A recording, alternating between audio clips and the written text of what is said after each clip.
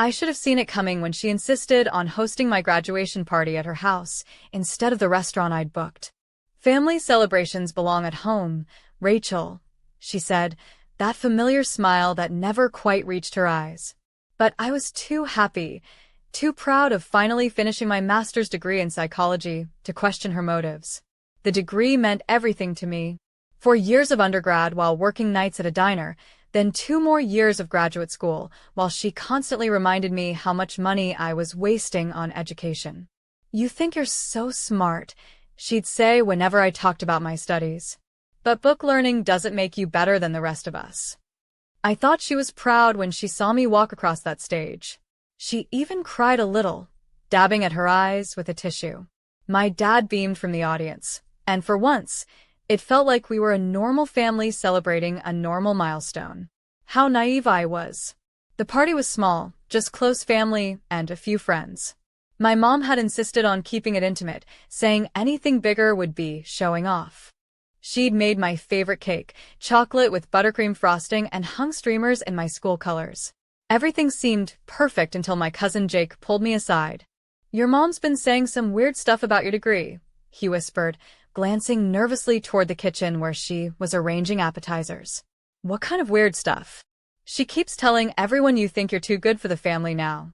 That you're going to abandon us because you have fancy letters after your name."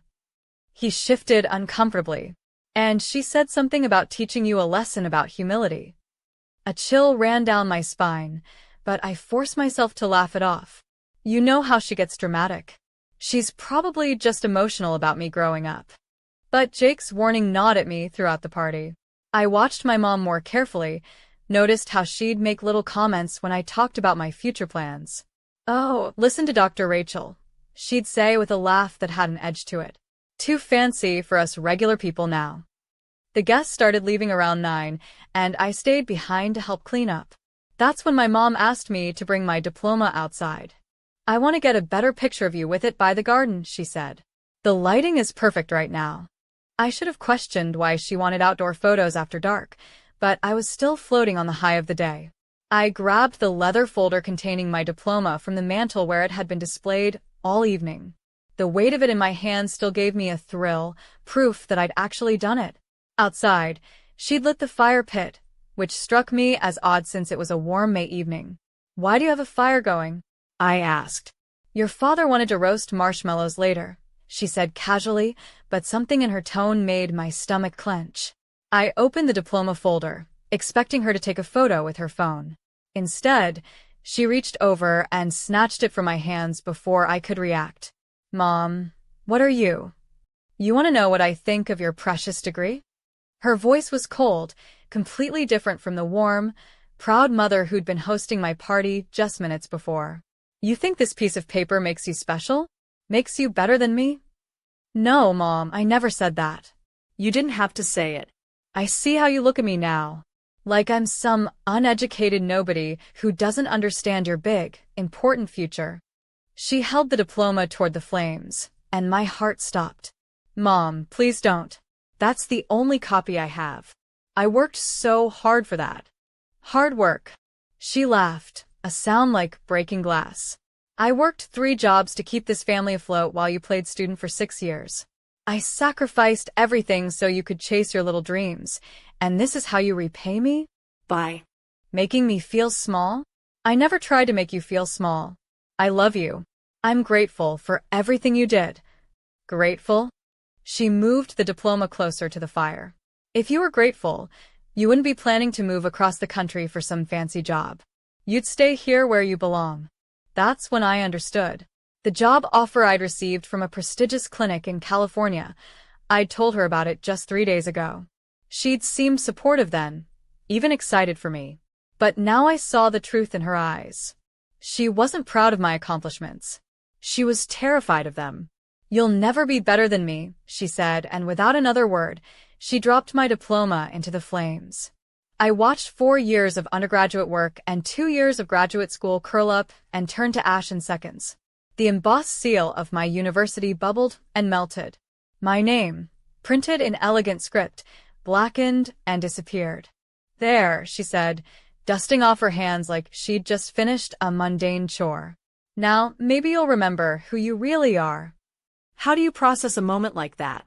How do you reconcile the woman who baked your favorite cake with the one who just destroyed the most important achievement of your life? I stood there in shock, watching the last remnants of my diploma float away as sparks in the night air. I grew up thinking my mother was my biggest supporter. Sarah Chun, 52, had always been the type of mom who showed up to every school event, who bragged about my grades to the neighbors, who kept a scrapbook of all my achievements from kindergarten through high school. My dad, quiet and gentle, worked long hours at the factory while she managed our household like a military operation. But looking back now, I can see the warning signs I missed. She never celebrated my successes without somehow making them about her sacrifice. When I got into college, instead of congratulating me, she said, "I hope you remember who paid for those application fees." When I made the dean's list, she told people, "Rachel's doing well because I taught her the value of hard work." There was always this underlying current of competition between us, though I didn't recognize it at the time. If I mentioned a friend's accomplishment, she'd immediately point out what was wrong with that person's family. If I expressed excitement about a class or a professor, she'd remind me that book smarts don't equal street smarts, and that she'd learned more from the school of hard knocks than I ever would in a classroom. She had this way of making me feel guilty for wanting more than what she'd had.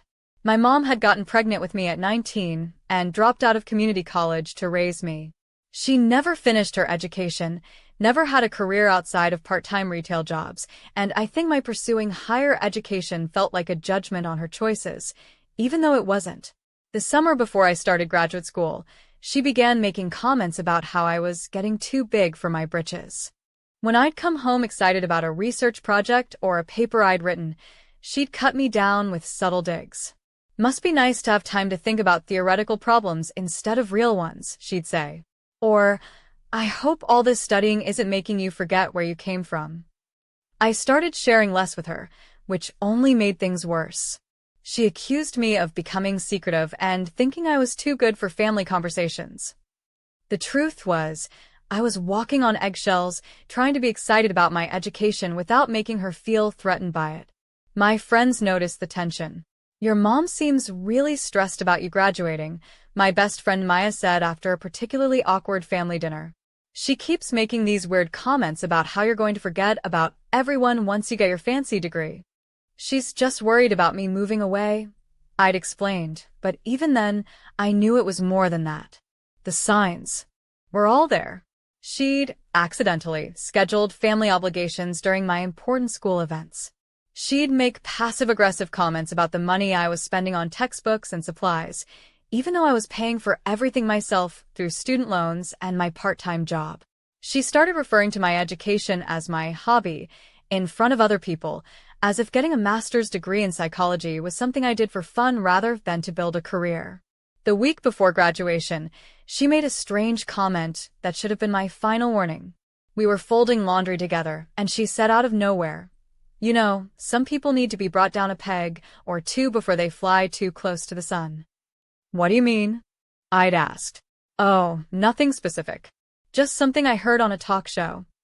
But the way she looked at me when she said it made my skin crawl. The night before graduation, I couldn't sleep. I kept thinking about how my relationship with my mom had changed over the past 2 years. How she'd gone from being my cheerleader to feeling like my critic. I told myself things would get better after graduation, that maybe she was just anxious about me entering a new phase of life. I remember lying in my childhood bed, looking at my cap and gown hanging on the closet door, feeling this mix of excitement and dread that I couldn't explain. Part of me wondered if I should have chosen a local school, stayed closer to home, pursued something less threatening to her sense of herself. But I'd worked too hard to doubt myself now. I'd earned this degree through years of sacrifice, missing parties to study, working weekends to pay for school, writing papers until 3 in the morning. I deserved to be proud of what I'd accomplished, and I deserved a mother who could celebrate that with me instead of resenting it. The morning of graduation, she seemed different. Softer. She made my favorite breakfast and told me how proud she was. She even helped me with my makeup and took pictures of me in my cap and gown. I thought maybe I'd been overthinking everything, that her earlier behavior had just been pre-graduation anxiety. My daughter, the college graduate, she said, tearing up as she looked at me. I can't believe how grown up you are. For a moment, she was the mother I remembered from childhood, and I felt guilty for doubting her intentions. I should have trusted that feeling of unease instead of letting her performance convince me everything was fine. The morning after she burned my diploma, I woke up thinking it had all been a nightmare. For a split second, lying in my childhood bed, I convinced myself that my mother couldn't have possibly destroyed 2 years of my life in a fit of rage. Then I saw the soot under my fingernails from trying to save the charred remains, and reality crashed back down. She was making breakfast when I came downstairs, humming like nothing had happened. Pancakes, my favorite. The same cheerful domestic scene we'd played out hundreds of times before, except now I understood it was all performance. "Good morning, sweetheart," she said without turning around. "Sleep well?" "You burned my diploma." My voice came out flat, emotionless. I was still in shock. "Oh, that old thing?" She flipped a pancake with practiced ease. "Don't be so dramatic, Rachel. It's just paper. The real question is what you learned from it." What I learned? I stared at her back, waiting for some sign of remorse, some acknowledgement of what she'd done. "Mom, that wasn't just paper. That was proof of everything I worked for." She finally turned around, and the look on her face was almost pitying. "Proof? Honey, if you need a piece of paper to prove your worth, then you haven't learned anything at all." That's when I made my first mistake. I started crying. Big, ugly sobs that made my whole body shake. And instead of comforting me, she rolled her eyes. "There's that drama I was talking about. You've always been too sensitive, Rachel. Maybe if you'd spent less time with your nose in books and more time in the real world, you'd understand that life doesn't come with certificates and participation trophies." I called my dad at work, desperate for someone to validate that what happened was insane. But when I told him, his response was even more devastating than my mother's casual cruelty. "Your mother was just upset, sweetheart. You know how she gets when she feels like she's losing you." "Losing me? Dad, she destroyed my diploma." "It's not about the diploma, Rachel. It's about you moving across the country. She's scared you're going to forget about us." "So she burned my degree? That makes it okay?" There was a long pause. "Maybe you should have thought about how your decisions would affect the family before you accepted that job in California." I hung up, feeling like the ground had shifted beneath my feet.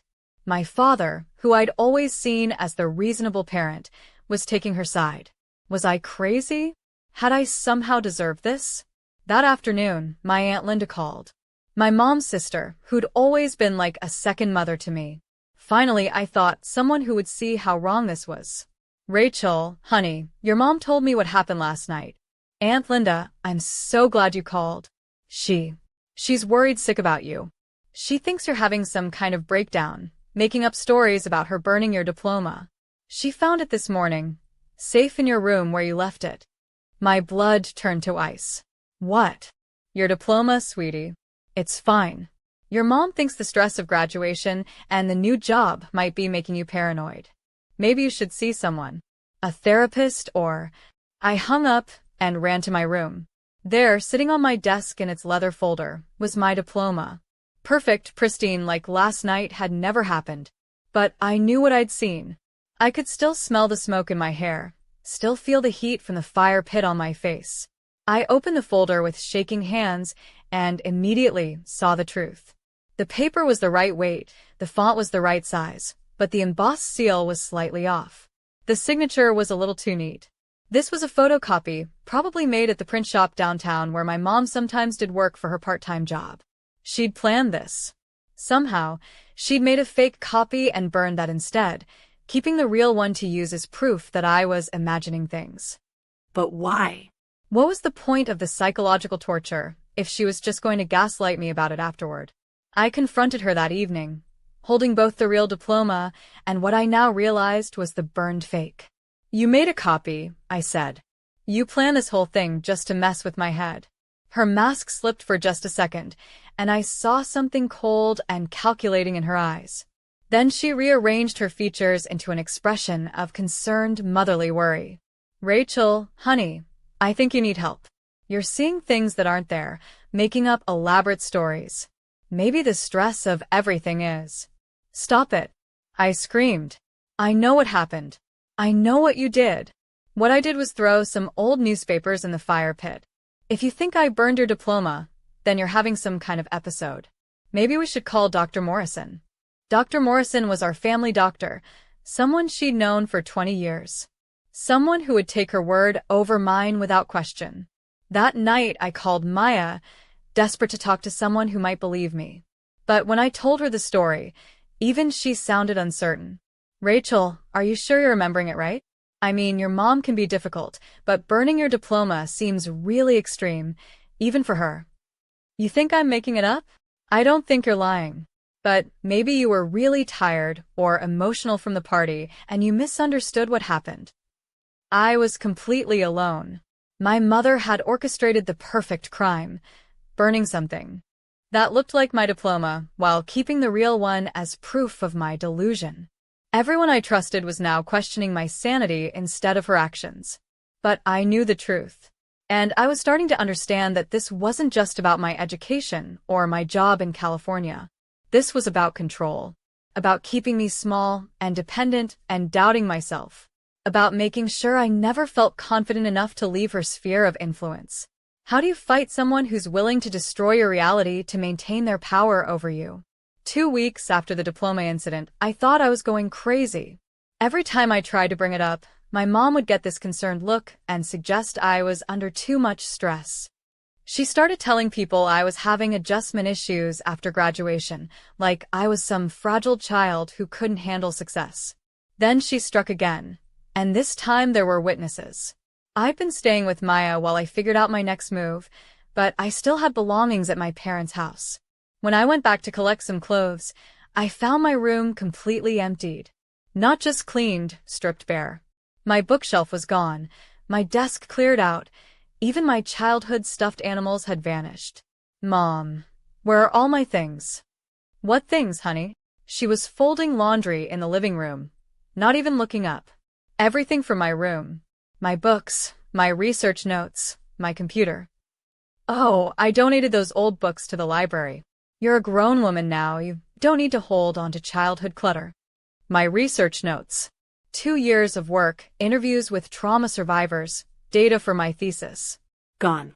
Those weren't childhood clutter. Those were important documents for my career. Rachel, sweetheart, you're being dramatic again. They were just notebooks full of scribbles.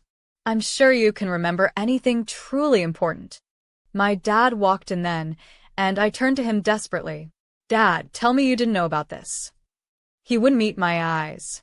Your mother thought it would help you focus on moving forward instead of dwelling on the past. My research wasn't the past, it was my future. I was going to publish that work. See? My mom said to my dad, as if I weren't standing right there. This is what I was telling you about. She's becoming obsessive about these imaginary projects. That's when I realized she'd been working on him too, slowly poisoning his perception of me, making him think I was unstable, unreliable, living in fantasy. Maya had driven me over, and she witnessed the whole thing.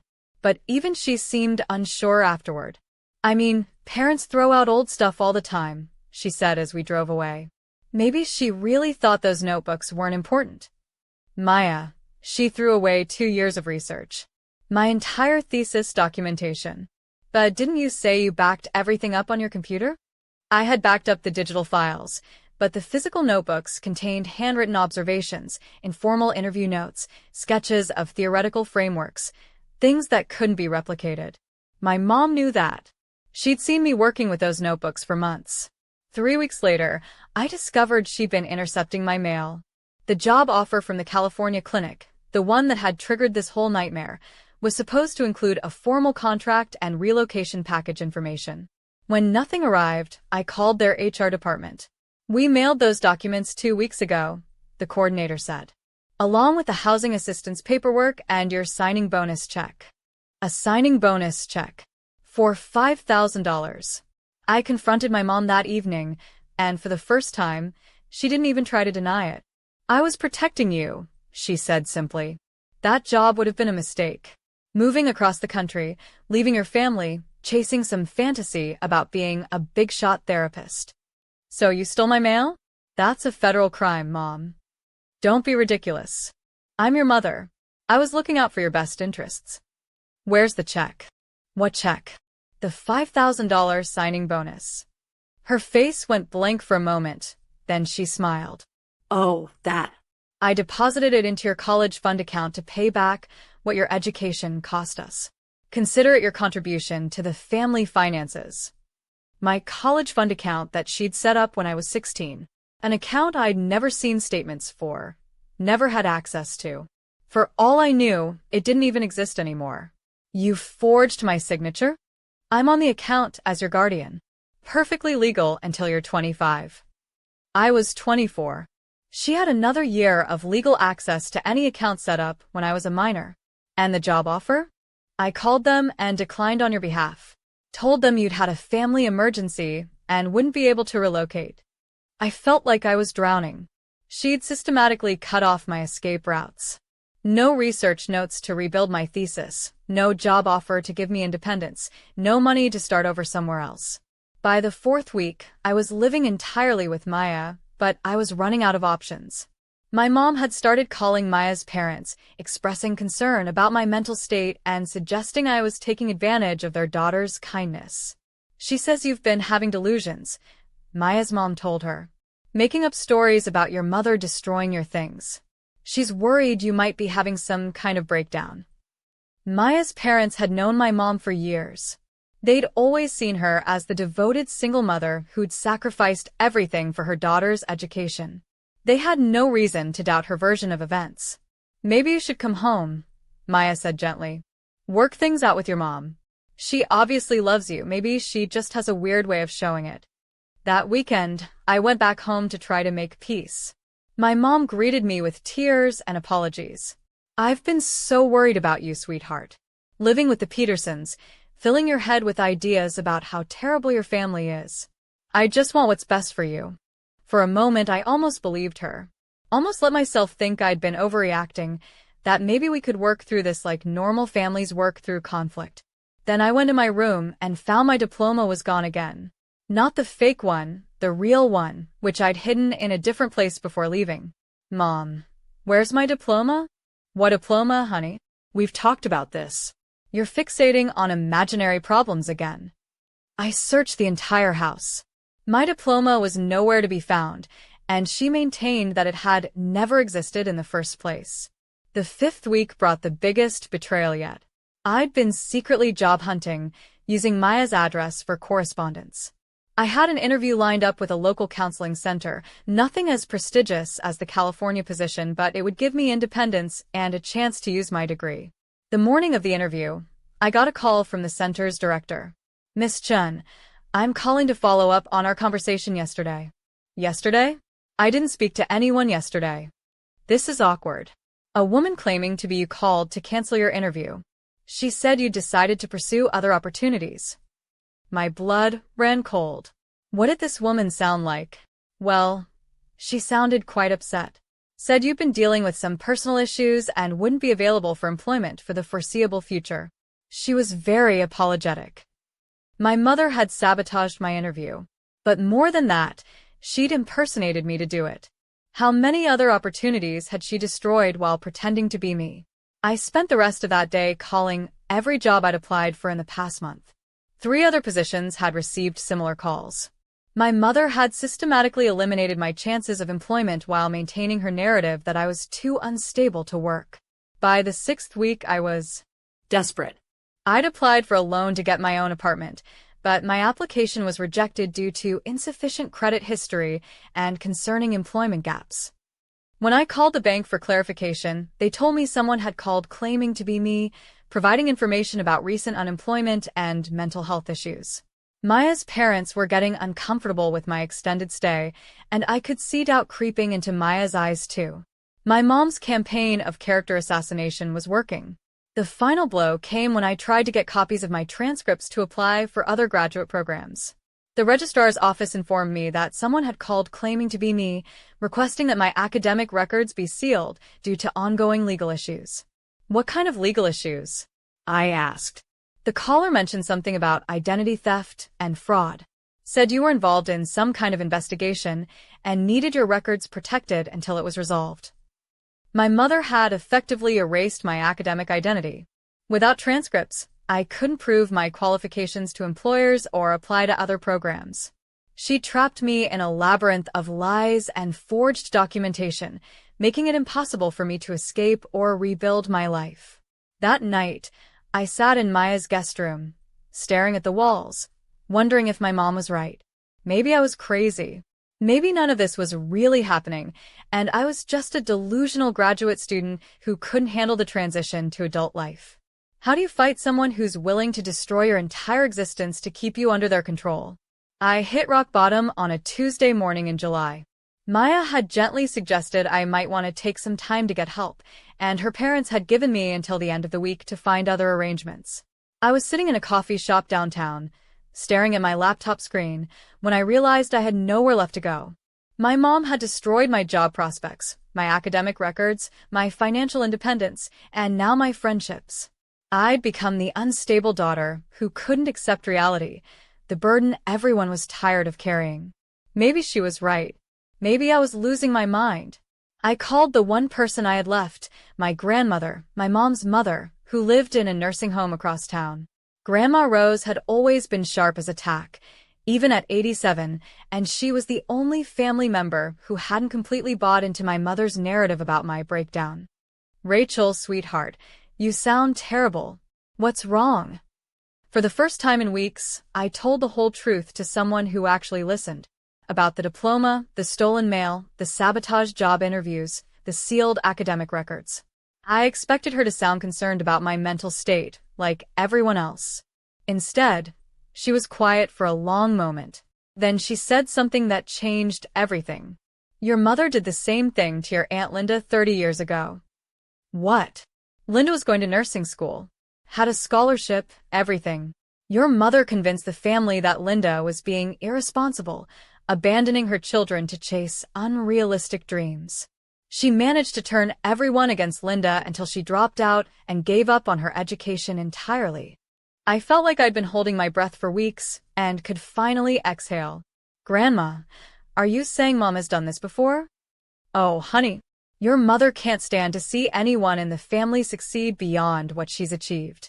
She's been pulling people down her whole life, but she's so good at making it look like love and concern that nobody ever sees it for what it really is." But why didn't anyone stop her? Because she's smart about it. She isolates her targets, makes everyone else think they're helping by taking her side. By the time you realize what's happening, you're completely alone and questioning your own sanity. Grandma Rose told me something else that made everything click into place. "There's a box in my closet here at the facility. Papers your mother tried to get me to throw away years ago. Things that belonged to your Aunt Linda. I kept them because something felt wrong about the whole situation, but I never knew what to do with them."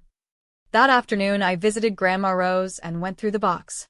Inside were Linda's nursing school acceptance letters, her scholarship documentation, and most importantly, a collection of letters Linda had written to her mother, my grandmother, describing the exact same pattern of sabotage I'd experienced. The stolen mail, the forged signatures, the calls to professors claiming Linda was having a breakdown. "She destroyed Aunt Linda's life," I said, holding a letter dated 32 years ago. "And she would have gotten away with it completely if Linda hadn't written everything down. But Linda was too broken by the end to fight back. She just accepted that maybe your mother was right, maybe she wasn't cut out for more than what she had." I thought about my Aunt Linda, who'd worked retail her entire adult life, who'd always seemed slightly defeated at family gatherings, who'd never quite looked my mother in the eye. I'd always thought she was just quiet by nature. Now I understood she was a casualty of the same war I was fighting.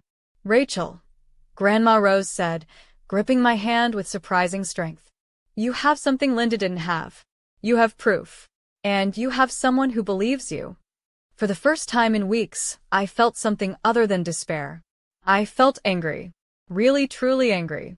Not the helpless frustration I'd been drowning in, but clean, focused rage at what my mother had done to me and to Linda, and probably to others I didn't even know about.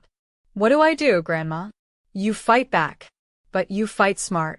You document everything, you gather evidence, and you make sure she can never do this to anyone else in this family. That night, I started a journal, writing down every detail I could remember about the past 6 weeks. Every conversation, every lie, every piece of sabotage. I called Linda and asked her to meet me for coffee, telling her I needed to talk about something important regarding our family. When I told Linda what had happened to me, she started crying. Not surprised tears, but tears of recognition. I thought I was the only one, she said. I thought there was something wrong with me, that I wasn't strong enough or smart enough to make it in nursing school. There was nothing wrong with you, Aunt Linda. She destroyed your future because she couldn't stand to see you succeed. But what can we do now? It was so long ago, and I don't have any proof. We can make sure she doesn't do this to anyone else. And maybe, if we work together, we can finally make her face what she's done. I wasn't the broken, delusional daughter my mother had tried to turn me into. I was a woman who'd been systematically abused by someone who was supposed to love and support me. And now I had an ally who understood exactly what I'd been through.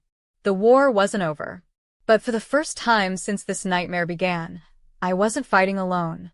Linda and I spent the next 3 weeks building our case like the detectives we'd never planned to become. She still had some of her old documentation, and I started recording every conversation with my mother, using an app on my phone that she didn't know existed. The first break came when I called the bank about my college fund account. I'd been on the phone for an hour, transferred between departments, when finally a sympathetic supervisor named Janet agreed to look deeper into the account history. Miss Chen, I'm seeing some unusual activity here. Large withdrawals over the past 2 years, all with your supposed signature, but the handwriting analysis software is flagging them as inconsistent. What kind of withdrawals? The account had nearly $15,000 from your high school graduation gifts and part-time job. Savings. Over the past 18 months, there have been withdrawals totaling $12,000. For things like educational expenses and family emergencies. My mother had been stealing from me for almost 2 years. But more importantly, the bank had digital records of the forgeries. Can you print out those records for me? I can do better than that. If you'd like to file a fraud report, we have a security department that specializes in family financial abuse cases. I met with Detective Maria Santos 2 days later. She was a specialist in elder and family abuse, and when I showed her the bank records alongside Linda's old letters and my detailed journal, her expression grew darker. This is a pattern of financial and psychological abuse, she said. Your mother has committed mail fraud, identity theft, and forgery.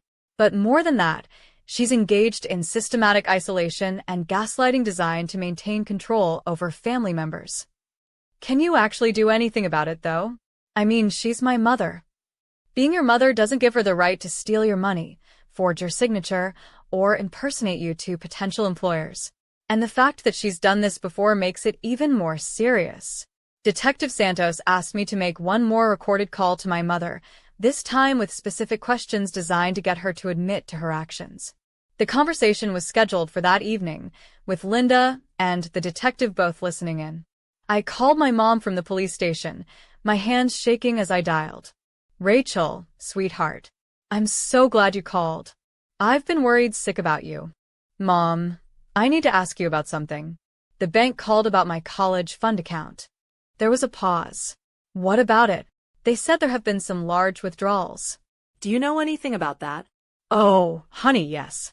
I've been using that money to pay back what your education cost us. I told you that already. But, Mom, you withdrew $12,000. My education was covered by loans and scholarships. Rachel, you're being dramatic again. That money went toward your living expenses, your car, all the things we provided while you were playing student for 6 years. And the signing bonus check from the California job? You deposited that too. Of course I did. You weren't thinking clearly about that job offer anyway. I saved you from making a huge mistake. Detective Santos was nodding, making notes. My mother was confessing to everything, assuming I was still the isolated, gaslit daughter who wouldn't challenge her version of reality. What about my mail, Mom? The job applications, the transcript requests. Rachel, we've been through this. I was protecting you from making decisions you'd regret later. You weren't in the right headspace to be making major life choices. So you did intercept my mail? And call my potential employers. I did what any loving mother would do. I prevented you from ruining your life with impulsive decisions. The detective signaled for me to keep going. And my research notes? My thesis documentation. That was just clutter, sweetheart. You were becoming obsessed with those notebooks, living in the past instead of moving forward. By the end of the 30-minute call, my mother had confessed to mail fraud, identity theft, forgery, and destruction of property, all while maintaining that she'd done it out of love and concern for my well-being. She's not going to stop, Detective Santos said after we hung up. This level of control and manipulation is compulsive. She'll keep finding ways to sabotage you until she faces legal consequences. The next morning, Detective Santos and 2 other officers went to my parents' house with a search warrant. They found my original diploma hidden in my mother's bedroom closet, along with copies of forged documents, printed emails from my potential employers, and a folder labeled Rachel's Future that contained detailed plans for keeping me financially and emotionally dependent. But the most damning evidence was a journal my mother had been keeping, documenting her interventions in my life. She'd written entries like, called Rachel's job interview today, told them she was having mental health issues, successfully prevented another mistake, and destroyed her thesis notes. She was getting too confident about her abilities. She'd been treating my psychological destruction like a project, documenting her methods and celebrating her successes. When they arrested her, she was still insisting she'd done nothing wrong. I'm her mother. I heard her screaming as they put her in the police car. Everything I did was for her own good. She'll thank me someday, when she realizes I saved her from ruining her life. My dad stood in the doorway, looking shell-shocked. For the first time, he was seeing the evidence of what his wife had really been doing, and the reality was too overwhelming to deny. I didn't know, he said to me later. I thought she was just being protective. I thought you were really having problems adjusting to graduation. The woman I'd called mother for 24 years was a predator who'd systematically destroyed my future while convincing everyone around us that she was the loving parent of a troubled daughter. But now I had proof, allies, and most importantly, I had my power back. I thought seeing her arrested would feel like victory, but mostly it felt surreal. 24 years of believing she was my protector, and now she was sitting in a jail cell charged with mail fraud, identity theft, and financial abuse. The woman who taught me to tie my shoes and helped me with homework had been systematically destroying my life while I slept under her roof. The legal process moved faster than I expected. With her own journal as evidence and the recorded confession, my mother's lawyer advised her to take a plea deal. 5 years probation, restitution for the stolen money, and a restraining order that prohibited her from contacting me or any potential employers, schools, or landlords on my behalf. But the real reckoning wasn't in the courtroom. It was in the aftermath, when the family finally had to confront what she'd done. My dad filed for divorce within a month of her arrest. I can't reconcile the woman I married with the person who could do this to our daughter, he told me over coffee, looking like he'd aged 10 years in 10 weeks. I keep thinking about all the times she told me you were having problems, and I believed her instead of listening to you. My extended family had a harder time accepting the truth. Some of them still insisted my mother had been misguided but well-intentioned. My Uncle Paul actually had the nerve to suggest I was overreacting and should find it in my heart to forgive. She stole $12,000 from me and destroyed 2 years of research, I told him. She forged legal documents and impersonated me to sabotage job interviews. Exactly which part of that should I forgive? She's still your mother, Rachel. Family is family. That's when Linda spoke up. We were at a family barbecue, the first one since the arrest, and the tension was thick enough to cut with a knife. Paul, she did the same thing to me 30 years ago. Destroyed my nursing school acceptance, turned the whole family against me, Made me think I was crazy for wanting more than what she had. Rachel isn't overreacting. She's the first person who was brave enough to fight back. The silence that followed was deafening. Several family members had the decency to look ashamed, but others just looked uncomfortable, like Linda was breaking some unspoken rule about keeping family secrets. My cousin Jake, who'd tried to warn me at the graduation party, was the first to speak. I always knew Aunt Sarah was controlling, but I had no idea it went this far. I'm sorry I didn't take you more seriously that night. One by one, other relatives started sharing their own stories. How my mother had discouraged my cousin Emma from applying to art school. How she'd convinced my uncle's wife that she was too good for the family when she got promoted to management.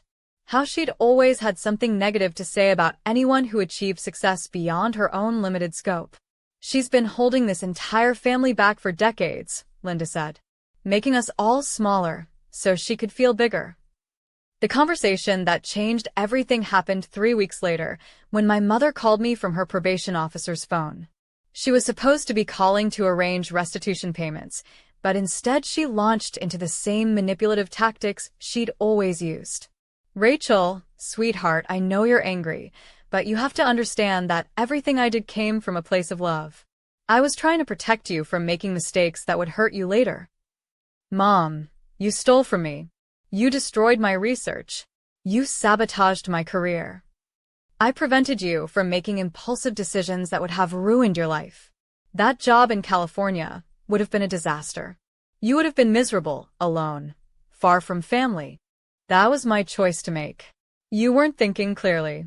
You were so caught up in this fantasy of being some important therapist that you couldn't see how it would isolate you from everyone who actually cares about you. And there it was. The truth she'd never admitted before. She hadn't been protecting me from making mistakes. She'd been protecting herself from losing control over me. The thought of me being successful and independent terrified her more than the thought of me being broken and dependent. You know what, Mom? You're right about one thing. That job would have taken me away from people who don't want to see me succeed. And I'm grateful for that. Rachel, don't say things you'll regret. I'm still your mother. I still love you. No, you don't love me. You love the version of me that needs you, that can't function without your approval and guidance. You tried to destroy the real me because she was too threatening to your sense of control. That's not true. It is true. And the saddest part is that if you'd just been proud of me, if you'd celebrated my success instead of sabotaging it, you could have had a daughter who genuinely wanted you in her life. Instead, you have a daughter who knows exactly who you are and will never trust you again. I hung up, and for the first time since this nightmare began, I felt truly free. 6 months later, I was living in my own apartment, working at a local counseling center, and rebuilding the research I'd lost. The California job was long gone, but I'd found something better.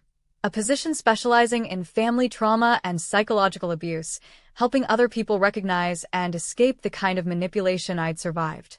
My mother served 3 years of her probation before violating it by trying to contact one of my employers.